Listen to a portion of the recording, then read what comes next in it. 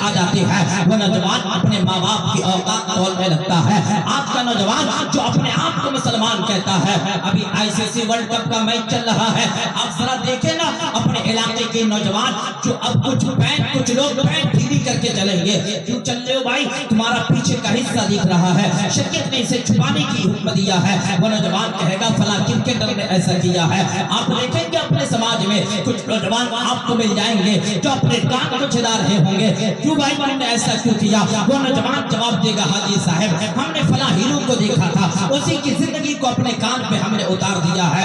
ذرا جملے پر غور کرنا، آج ہمارے نوجوان بگڑتے جا رہے ہیں، اور حد تو یہ ہے آج سے چند مہینہ قبل ہمارے ادارے میں میرے مدرسے میں ایک عورت آتی ہے، اس کے ساتھ اس کا 6-7-8 سال کا ایک بیٹا رہتا ہے۔ میں نے اس بیٹے کے سر کے بعد الگ جانوروں کے اسٹائل کا کٹا ہوا دیکھا۔ میں نے اس بچے کو بلا کر کہا وہ بیٹا یہ کیا ہے؟ اس نے جواب دیا مولانا اس کٹ کا نام مرغا کٹ ہے۔ ذرا غور کرنا مسلمان ہو، آج تم انسان کی اولاد ہو، اپنے سر میں مرغا کٹ کے جانوروں کے نام کے بال لے کر گھوم رہے ہو۔ کوئی کان چھدوا رہا ہے، کوئی ناک چھدوا رہا ہے، کوئی ہاتھوں میں کنگن ڈال رہا ہے۔ اور کنی میں آنے والوں میں سید زادوں کے حوالے سے گفتگو کرنا چاہتا ہوں، اگر تم نے اپنے ہاتھ میں کنگن ڈال دیے، یاد رکھو نہ تجھ سے رب راضی ہوں گے نہ رب کا محبوب راضی ہوں گے۔ اگر تم نے اپنے کان چھدوا دیے، نہ تجھ سے رب راضی ہوں گے نہ رب کا محبوب راضی ہوں گے۔ اچھا ایک پیغام اور بھی لیتے جاؤ، آج نوجوان کہتے ہیں میرے ساتھ بے وفائی ہو گئی ہے،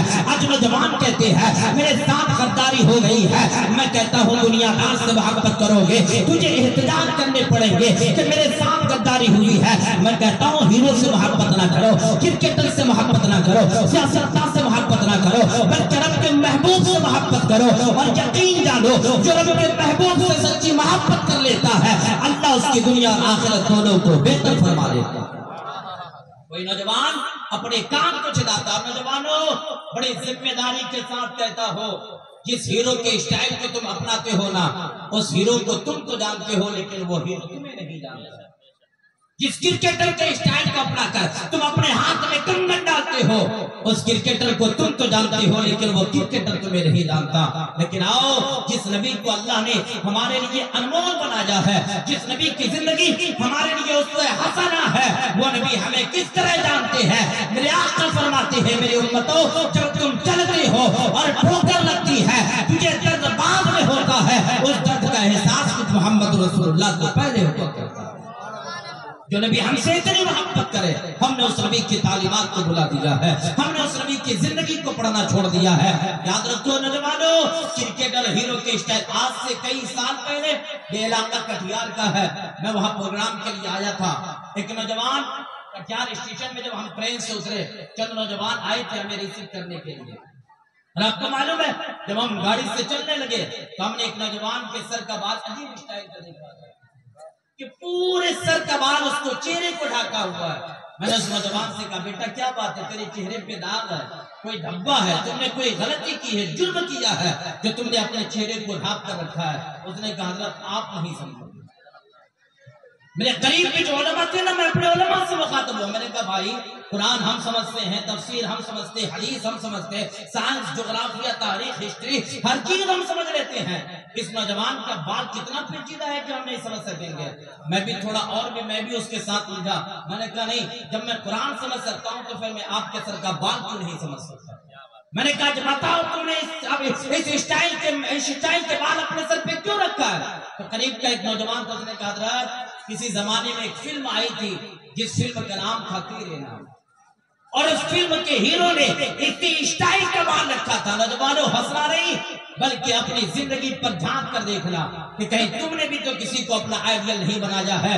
سنو ہمارا آئیڈیل یہ ناچنے والے گویے ننگے نہیں ہو سکتے ہیں، بلکہ ہمارے آئیڈیل تو اللہ والے ہوا کرتے ہیں، ہمارے آئیڈیل تو محمد رسول اللہ کی زندگی ہوا کرتی ہے۔ اور یاد رکھو جب تم اللہ والوں سے دنیا میں محبت کرو گے، اللہ کے نبی فرماتے ہیں دنیا میں جو جس سے محبت کرتا ہے بروز حشر اس کا بروز قیامت اس کا حشر اسی کے ساتھ ہوگا۔ اگر اللہ والوں سے محبت ہے تو حشر اللہ والوں کے ساتھ ہوگا، اور اگر دنیا داروں سے محبت ہے تو بروز قیامت حشر بھی تمہارے دنیا داروں کے ساتھ ہوگا۔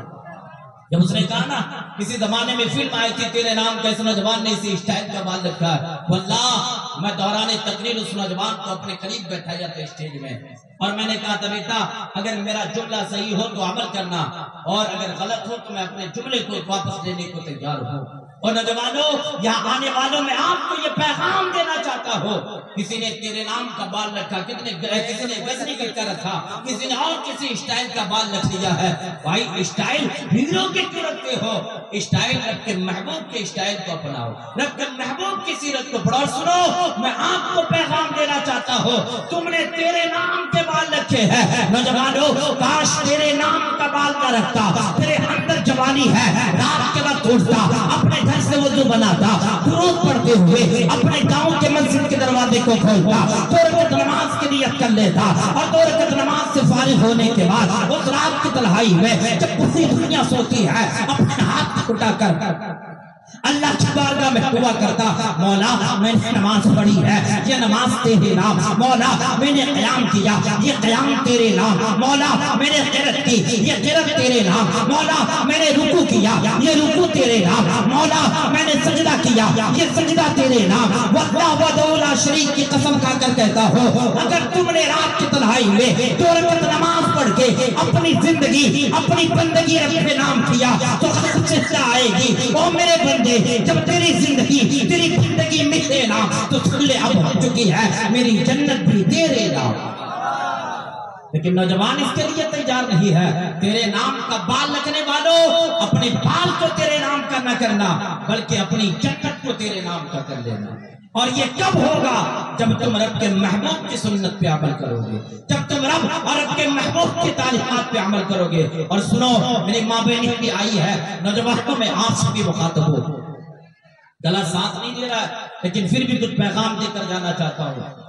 آج ہماری امت محمدیہ کے نوجوان اپنے ماں باپ کی نافرمانی کرتے ہوئے نظر آتے ہیں۔